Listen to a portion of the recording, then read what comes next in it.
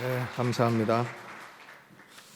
몇 가지 광고를 드리도록 하겠습니다. 오늘 구역장 성경 공부는 없습니다. 사무실에 비치된 교환으로 대치를 하겠습니다. 그리고 이제 레위기가 다 끝나가기 때문에요. 민수기가 새로 나왔습니다. 그것을 보면 살리라.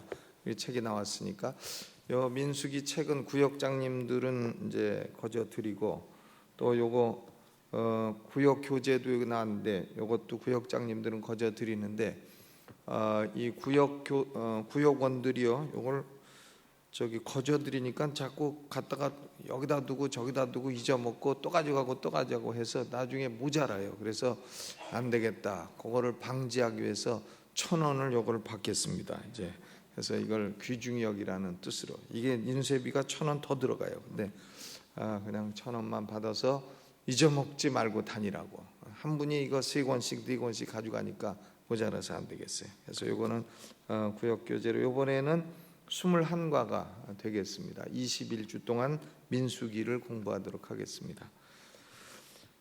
그리고 이제 한국교회 그 설날 희망 큰 잔치가 금요일 날, 내일 모레죠. 오늘 수요일이니까 우리 교회가 저녁 식사를 담당합니다. 교회에서 오후 3시 50분에 출발합니다. 오후 3시 50분.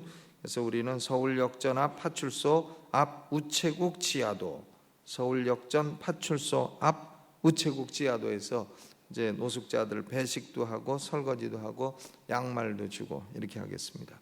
우리 권사님 한 분이 그 소년소녀 가장을 위해서 쓰라고 100만 원을 헌금을 하셨는데, 제가 소년소녀 가장을 아직까지 잘 못 찾았어요. 그래서 여러분들이 혹시나 아시는 소년소녀 가장이 있으면 저한테 알려주시면 감사하겠습니다. 권사님도 그걸 참 힘들게 일을 하셔갖고 100만 원을 모아가지고 그걸 소년소녀 가장에 꼭 쓰라고 정성껏 주셨기 때문에 지금 이 명절에 누구 소년소녀 가장을 도우면 좋을까 하고 찾았는데 아직 못 찾았습니다. 혹시 아는 분 있으면 저한테 알려주시면 감사하겠습니다. 그리고 2008년도 1차 헌화기도가 2월 17일 찬양 예배 시에 있습니다. 그러니까 다음 주가 되겠죠. 2월 14일까지 사무실에 신청해 주시 바랍니다. 오봉택 집사님과 하태원 집사님에게 문의해 주시 바랍니다. 이 마이크의 피치를 조금만 좀 낮춰주세요.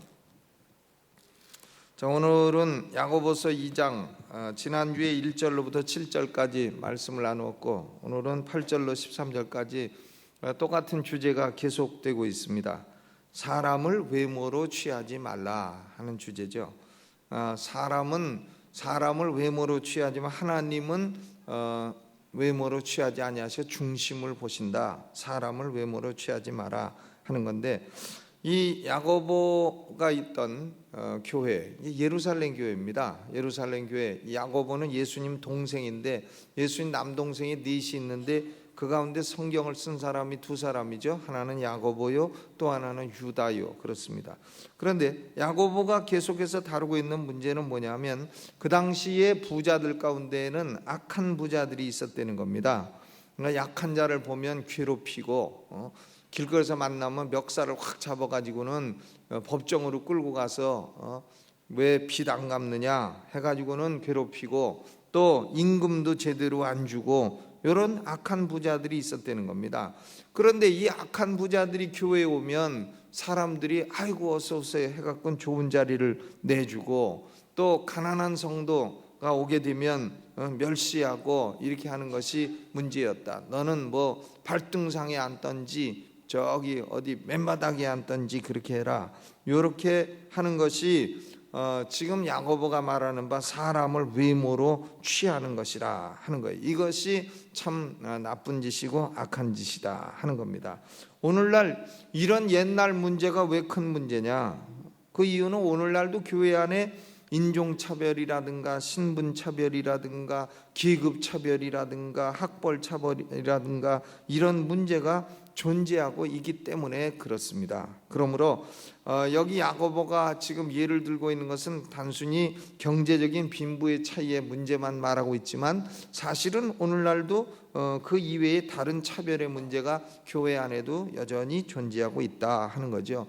우리나라는 단일 민족이라서 별로 그런 문제 없습니다만은 미국에만 가도 벌써 백인 교회와 흑인 교회가 딱 갈라지고 있습니다. 제가 미국서 목회하던 교회는 그 모교회가 백인 교회였는데 우리가 그 교회가 개척해서 쓰던 원래 개척했던 교회 건물을 한국 교회가 빌려서 썼어요. 그 모교에서 빌려줬습니다. 돈도 안 받고 거저 빌려줬어요. 그래서 뭐 별 간섭도 안 받고 했는데 그 교회에 흑인 집사가 한 분 계셨습니다. 다리를 절고 이름이 레지라는 집사인데 아주 엄청 착한 분이었어요. 제가 뭘 도와달라 그러면 다 도와주고 또 뭐 교회에서 참 착한 분이었는데 요번에 가서 그 레지 집사님을 찾았어요. 만나고 싶어서. 그분 계시냐 하니까 딴 데로 나갔다고 이런 얘기를 했습니다. 그러니까 결국 백인 교회는 흑인이 견디지를 못해요. 이 사람 저 사람이 한마디 그냥 툭툭 하는 거죠. 자기는 뭐 무슨 생각으로 했는지는 몰라도 옳은 생각으로 했는지는 몰라도 참 지나가면서 툭툭 한마디 하면 그런 게 그에게 큰 상처가 된단 말이죠. 그 사람이 그 교회에 얼마나 공헌을 했고 그 사람이 성품이 어떤 사람인지도 모르고 지나가면서 어이 그 몸딸이 왜 여기 와 있어? 뭐 여기가 연탄 공장이냐? 뭐 이러고서 슬슬 지나가면 그 사람은 아주 큰 타격을 받게 되고 그래서 결국은 거기 못 견디게 되고 흑인 교회로 가게 되는 겁니다. 그래서 우리가 참 이렇게 사람을 차별하는 이런 말을 하는 것은 대단히 조심해야 돼요. 2장 9절에 보니까 만일 너희가 외모로 사람을 취하면 죄를 짓는 것이니 그랬어요. 외모로 사람을 취하면 뭐 하는 것이라고요? 죄를 짓는 것이니 율법이 너희를 범죄자로 정하리라 그랬습니다. 그럼 왜 외모로 사람을 취하는 것이 죄라 하는 말씀이냐? 지난주에는 두 가지 이유를 말씀드렸죠. 첫째는 하나님의 택하신 은혜는 도리어 가난한 사람 약한 자들에게 많다고 말씀을 하셨는데 그러면 가난한 자와 약자를 무시하고 멸시하는 것은 그들을 택하신 하나님의 주권을 무시하는 것이다. 하나님은 가난한 자 약한 자를 많이 택하셨는데 그들을 싸잡아서 무시하는 것은 하나님의 택하신 주권을 멸시하는 못된 짓이다 하는 거고, 두 번째로는 악한 부자들은 가난한 사람들이 사랑하는 이름이 있다는 거예요. 사랑하는 이름, 그 이름은 아름다운 이름인데 그 이름이 예수 이름이라는 겁니다. 이 예수 이름을 악한 부자들이 회방을 하는 자들이기 때문에 물론 부자들 중에도 예수 이름을 사랑하고 헌신하는 부자들 얼마든지 있습니다. 여기서 말하는 것은 약한 부자들을 말하는 거예요. 야고보서 5장에 가면 임금도 주지 않고 괴롭히고 해서 결국은 너희가 쌓은 금은이 독이 돼서 너희를 먹을 거다 하는 그런 부자들입니다. 그런데 이렇게 예수 이름을 회방하는 자들의 편을 드는 것은 결국은 하나님의 원수 편을 드는 것과 마찬가지라. 결국 사람을 외모로 취하는 것은 하나님의 주권을 무시하는 것일 뿐만이 아니라 하나님의 원수 편을 드는 것이기 때문에 못된 것이다. 그것이 죄다 하는 얘기예요. 그럼 오늘은 세 번째 이유를 말씀드리겠습니다. 세 번째 이유는 뭐냐면 사람을 외모로 취하는 것은 하나님의 최고의 법. 최고의 법은 뭐냐? 여기 본문에는 최고한 법이라고 돼 있어요. 최고한 법. 최고한 법. 좀 이상해요. 여러분 성경에도 그렇게 돼 있습니까? 예, 최고한 법. 예, 좀 이상하죠? 번역이 아주 이상해요. 최고의 법이라. 이 최고의 법은 뭐냐면 사랑의 법이라고 하는 거죠. 사랑의 법을 위반하는 것이다 하는 얘기입니다. 여기서 최고의 법이라고, 최고한 법이라고 번역된 말은 로얄 로라는 거죠. 왕의 법이라 하는 겁니다. 즉 왕으로부터 온 법이요, 왕의 백성들은 모두 순종해야 될 권위가 있는 법이라, 왕으로부터 나온 법이라 하는 의미예요. 그래서 그냥 단순히 최고의 법이라고 안 하고 최고한 법이라고 번역을 한 것 같습니다. 근데 하나님의 법은 두 부분으로 이루어져 있습니다. 마태복음 22장에 한 율법사가 예수님을 시험하여 묻습니다. 선생님이여, 율법 중에 어느 계명이 크니까? 그러니까 예수님이 마태복음 22장 37절로 40절에 이렇게 대답하십니다. 예수께서 가라사대 네 마음을 다하고 목숨을 다하고 뜻을 다하여 주 너의 하나님을 사랑하라 하셨으니 이것이 크고 첫째가는 계명이요 둘째는 그와 같으니 네 이웃을 내 몸과 같이 사랑하라 하셨으니 이 두 계명이 온 율법과 선지자의 강령이니라. 온 율법과 선지자 하면 구약 성경 다를 말하는 거예요. 율법 하면 창출레민신, 모세오경, 이거 율법이죠. 선지자 하면 대선지자, 소선지자. 대선지자는 두꺼운 책이 대선지자고 소선지자는 얇은 책이 소선지자고 이렇게 되는 겁니다. 그러니까 율법과 선지자, 온 율법과 선지자의 강령이다. 그러면 구약 성경 전체 내용을 한마디로 딱 줄이면 하나님을 사랑하라 하는 것과 이웃을 사랑하라 하는 거예요. 난 구약 성경 저 말라기가 뭔지 몰라. 난 구약 성경 스가랴가 뭔지 몰라. 안 읽어서. 그런 분은 뭔지 모르면 그 내용은 딱 두 가지라는 거예요. 하나님을 사랑하고 이웃을 사랑해라. 구약 성경을 평생 설교하면 결론은 똑같다는 거예요. 하나님을 사랑하고 네 이웃을 사랑해라 하는 겁니다. 첫째 계명은 신명기 6장 5절에서 나온 것이고 둘째 계명은 레위기 19장 18절에서 나온 겁니다. 그러니까 특별히 사람을 외모로 취하는 것은 두 번째 계명을 위반하는 것이다 하는 얘기죠. 레위기 19장 18절은 두 번째 계명의 핵심입니다. 이 말씀은 율법 중에서도 가장 까다로운 제사법을 규정한 레위기에 기록되어 있다는 것이 놀랍습니다. 여러분, 레위기가 뭐 제사나 지내라 하는 얘기 같아도 레위기의 핵심이 19장 18절이에요. 내 이웃을 내 몸과 같이 사랑하지 마라. 그래서 사랑하라. 마라하고 하라하고요. 명절이 되니까 헷갈리네. 레위기 19장 18절은 복음서에도 6번이나 인용이 되어 있습니다. 6번. 복음서에 예수님이 6번 인용하셨고 로마서 13장 9절에도 간음하지 말라, 살인하지 말라, 도적질하지 말라, 탐내지 말라 한 것과 그 외에 다른 계명이 있을지라도 네 이웃을 네 자신과 같이 사랑하라 하신 그 말씀 가운데 다 들었느니라 그랬어요. 또 갈라디아서 5장 14절에도 온 율법은 내 이웃 사랑하기를 내 몸같이 하라 하신 한 말씀에 이루었나니 그랬습니다. 그러니까 내 이웃을 내 몸같이 사랑하라 하는 게 얼마나 귀한 말씀이에요.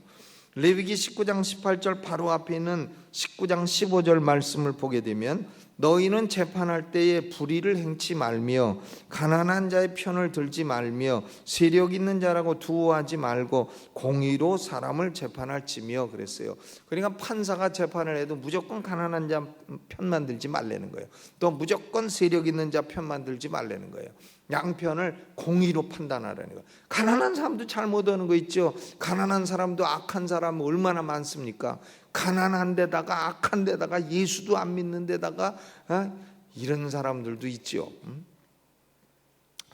그런데 그러니까 레위기 19장 15절에 보면 재판할 때에는 사람을 외모로 취하지 말고 편애를 하지 말고 공정하게 해라. 그것이 이웃을 내 몸처럼 사랑하는 것이다. 이렇게 말씀했습니다. 그런데 사람들은 이렇게 생각합니다.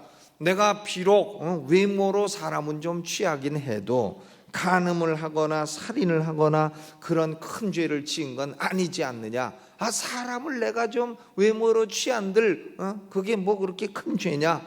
내가 흑인들하고 같이 예배를 드리느니 차라리 작은 죄를 짓고 백인끼리만 예배 드리겠다. 죄를 짓긴 짓겠지만 그러나 그건 뭐 큰 죄는 아니지 않느냐. 이런 못된 질문을 할 수가 있죠.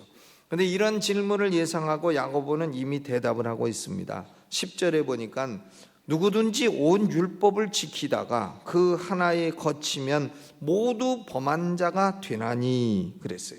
한 개만 범하면 모두 범한 자가 된다.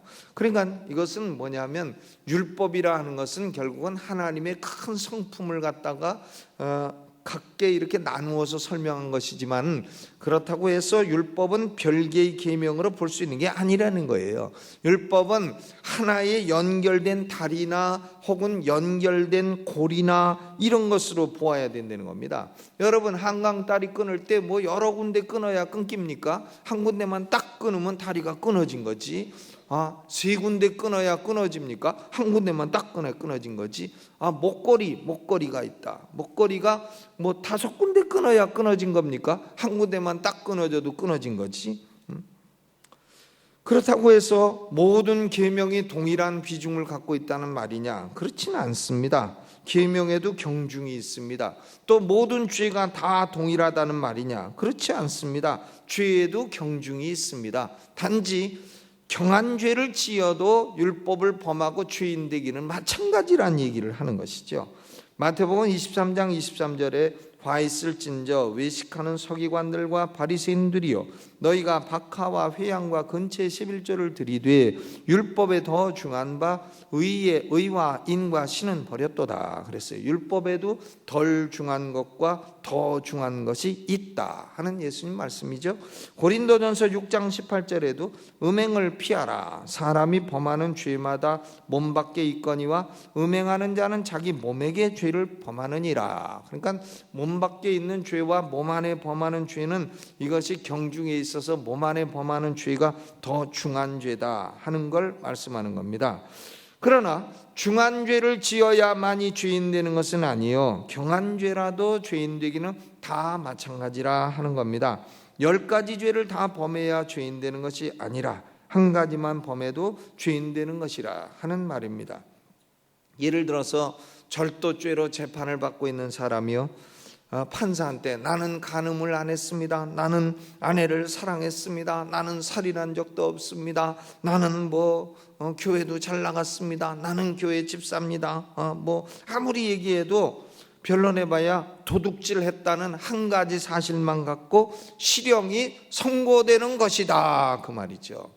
근데 도둑질도 하고 들어가서 또 강간도 하고 거기다가 또 여러 가지 다른 죄도 저질렀다 그러면 그 죄는요 경합이 되는 겁니다. 경합이 돼가지고 경합돼서 죄가 더 중해지는 거죠. 해서 예를 들어서 절도죄는 5년, 강간죄는 10년 그러면 합쳐서 15년 되는 건 아니고 그냥 12년 이렇게 되는 거다 하는 얘기입니다. 그러므로 야고보는 사람을 외모로 취하는 것을 너무 사소한 일로 취급하지 말라는 거예요. 심각한 문제로 생각하라는 것입니다. 우리 그리스도인들은 그러므로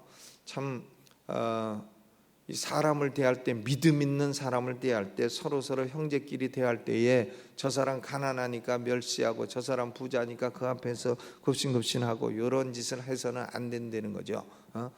다 공평하게 대해야 된다, 공의로 대해야 된다 하는 얘기입니다. 오히려 가난한 사람이 있으면 더 마음을 쓰고 명절에 어떻게 잘 지내느냐 해서 서로 좀 사랑하고 사랑을 나누고 도리어 그렇게 돼야 바른 것이 아니냐 하는 거죠. 부자들이야 어차피 있으니까 안 드려도 괜찮고 그렇습니다만은 이 문제에 관해서 야고보의 권면이 뭐냐? 권면은 12절입니다. 12절을 우리 같이 읽어보죠. 12절 시작. 너희는 자유의 율법대로 심판받을 자처럼 말도 하고 행하기도 하라. 13절 긍휼을 행하지 아니하는 자에게는 긍휼 없는 심판이 있으리라. 긍휼은 심판을 이기고 자랑하느니라. 영어 성경에 보면 자랑하느니라는 없는데 긍휼은 그냥 심판을 이겨 승리하느니라 이렇게 돼 있어요. 그런데 12절 자유의 율법대로 심판받을 자처럼 말도 하고 행하기도 하라. 이건 안 받는데 받는 자처럼 하라 그러는 게 아니고요, 우리도 자유의 율법에 따라 심판을 받는다는 얘기를 하는 겁니다. 신자들은 자유의 율법을 따라 심판을 받는다는 거예요. 그러면 목사님, 우리가 예수 믿어서 심판 안 받는다고 하더니 왜 또 심판 받는다고 하십니까? 물론 우리는요 심판을 안 받는 게 있고 받는 게 있어요.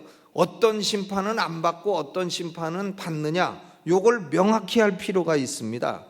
우리는 어떤 심판을 안 받느냐? 지옥 가는 심판은 안 받습니다. 지옥 가는 심판은 면제가 됐어요. 왜냐? 예수님이 대신 십자가에서 받아주셨기 때문에 지옥 가는 심판은 면제됐습니다. 한번 해보시죠. 나는 지옥 심판은 면제됐다. 아멘. 예, 그걸 확신해야 구원의 확신을 갖게 되는 겁니다. 그러니까 요한복음 5장 24절에 내가 진실로 진실로 너희에게 이르노니 내 말을 듣고 또 나 보내신 이를 믿는 자는 영생을 얻었고 심판에 이르지 아니하나니 사망에서 생명으로 옮겼느니라. 영생은 이미 얻었고 심판에는 이르지 않을 것이고 사망에서 생명으로 옮겼다. 지옥에서 천국으로 옮겼다. 그 말이죠.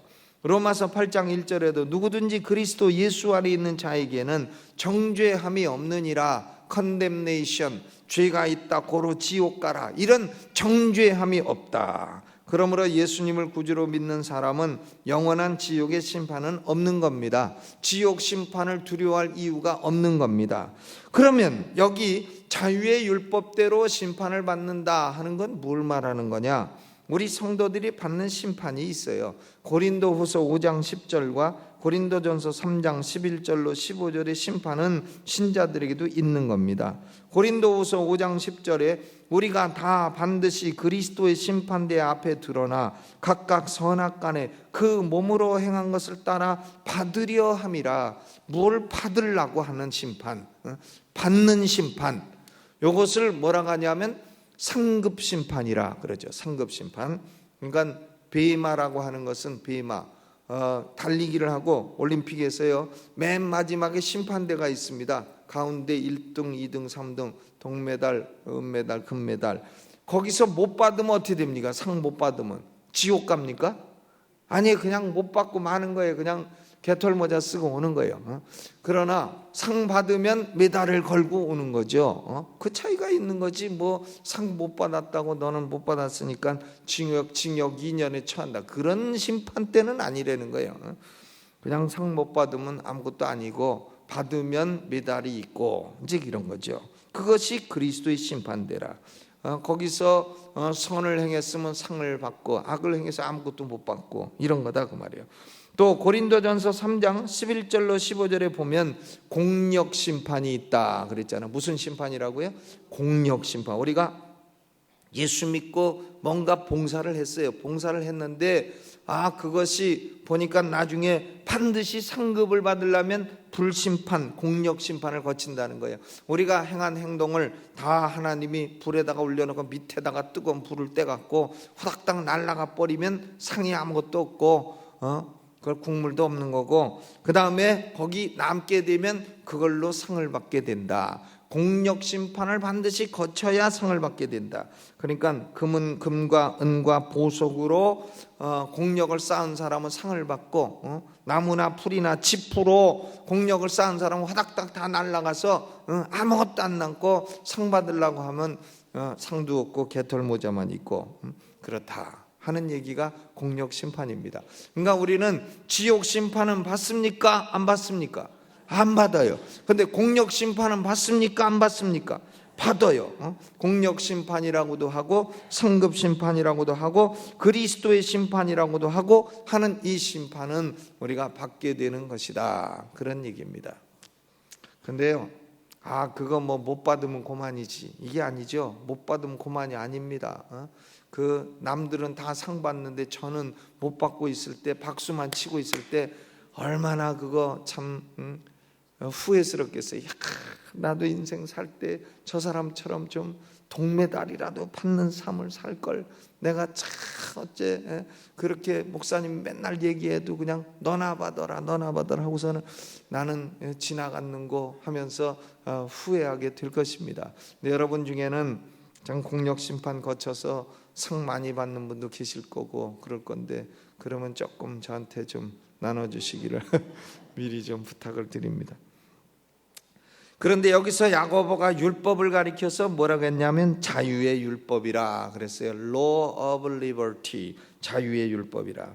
그러니까 똑같은 내용의 십계명이라 할지라도 구약 시대는 자유의 율법이 아닙니다. 이건 심판의 율법이지 똑같은 내용이에요. 그러나 구약 시대에는 돌비에 기록이 되어 있고 율법 준수의 동기가 형벌에 대한 두려움이었습니다. 그리고 율법을 어기면 실제로 무서운 형벌이 부과되었습니다.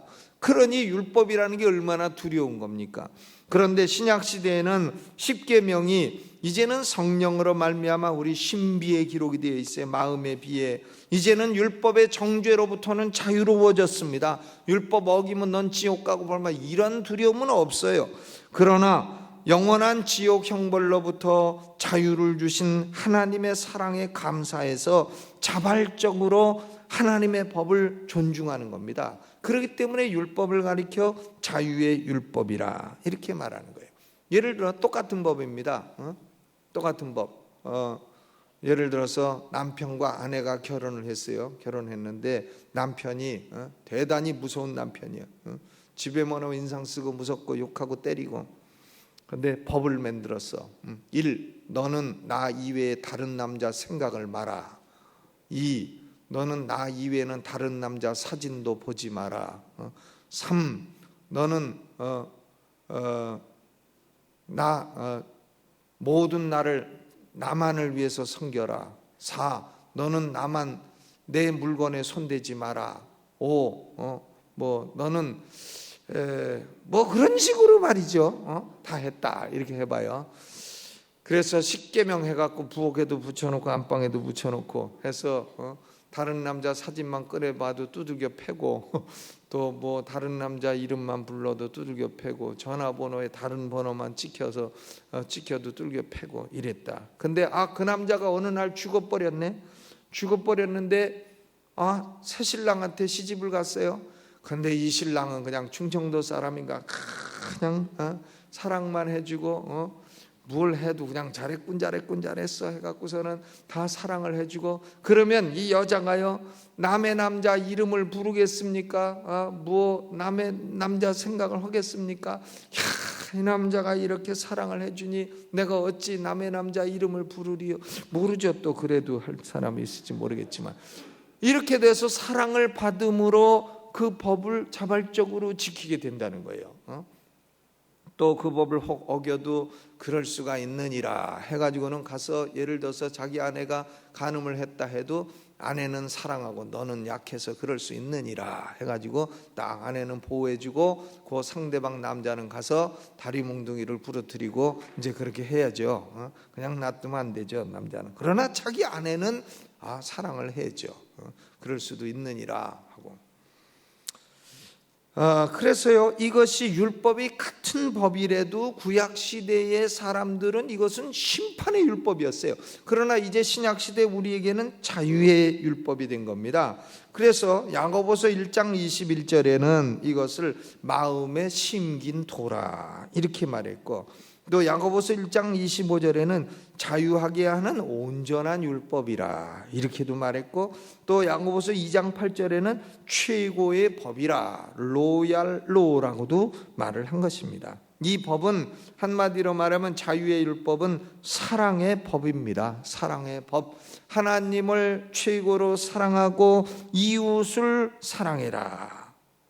하나님을 얼마나 사랑했고 이웃을 얼마나 사랑했느냐 하는 정도에 따라서 하나님이 우리에게 상을 주시는 그 법이다 그 말입니다. 그러므로 우리는 이 법에 따라서 상급 심판을 받을 사람처럼 행동하고 말하며 살라는 겁니다. 행동도 그렇게 하고 말도 그렇게 하고 살라는 거예요.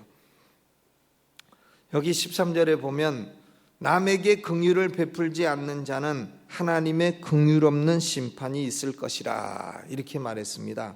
이 말씀은 신앙이 없는 악한 부자들, 불신자들을 향해서 한 말씀입니다. 그러니까 이 부자들이 얼마나 그 당시에 못된 짓을 했나. 야고보서 5장을 보시죠. 5장 1절부터 보면 들으라 부한자들아 너희에게 임할 고생을 인하여 울고 통곡하라.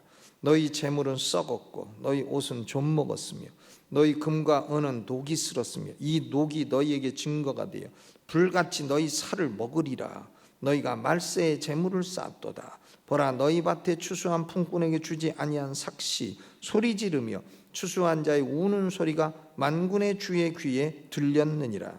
너희가 땅에서 사치하고 연락하여 도살의 날에 너희 마음을 살찌게 하였도다. 너희가 옳은 자를 정죄하였도다. 또 죽였도다. 그는 너희에게 대항하지 아니하였느니라. 그러니까 옳은 자, 믿음 있는 자를 정죄하고 죽이고 품꾼에게 삭도 안 주고 이런 사람들, 남에게 긍휼을 베풀 줄 모르는 사람들은 하나님이 긍휼 없는 심판을 베푸신다. 그는 지옥 형벌을 받게 될 것이다 하는 얘기입니다. 지옥, 긍휼 없는 것이죠. 지옥, 긍휼 없는 것입니다. 하나님이 불쌍히 여기지 않는 것이에요. 지옥이죠.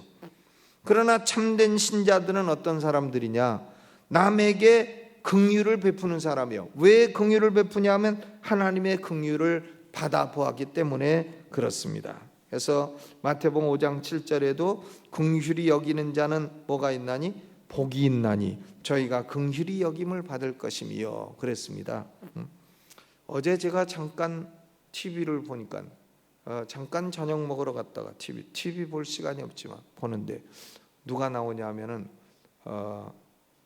전설이란 여자가 나옵니다. 이름 성이 전씨고 이름이 설이에요.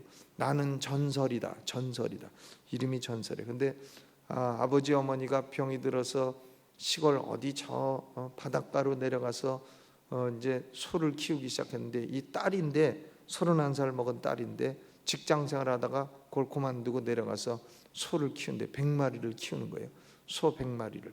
그런데 소도 그 사람이 그냥 사랑을 하고 하니까는 소도 막 이 전설이가 오면 소들이 막 기뻐서 뜁디다. 소들이. 개도 그냥 오자마자 발로 차고 막 이러는 사람은 개도 다 병들어요. 그런데 개도 그냥 만져주고 그냥 안고 그러면 개들도 막 생기가 돌아요. 그러니까 벌써 짐승이나 사람이나 참 이 사랑이라는 것은 위대한 파워입니다. 아멘.